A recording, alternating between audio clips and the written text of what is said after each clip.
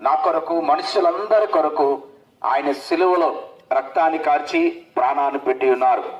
అందుకే యేసు ప్రభువారు అంటున్నారు, దుఃఖపడువారలారా మీరు ధన్యులు, మీరు ఓదార్చబడతారని.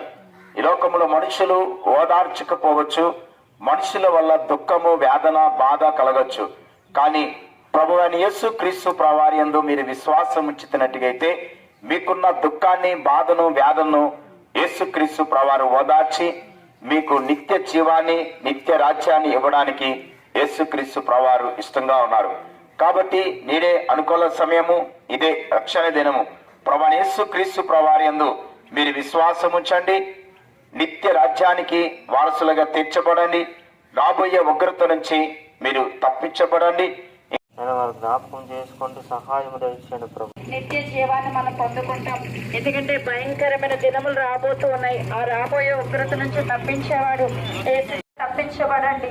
యేసు రక్తము ప్రతి పాపం నుండి మన పవిత్రులుగా చేస్తుంది.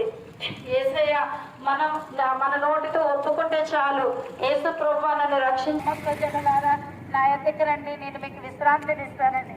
యేసయ్య ఎద్దకు రండి, యేసయ్య ఇచ్చే రక్షణ పొందుకోండి. దేవుడి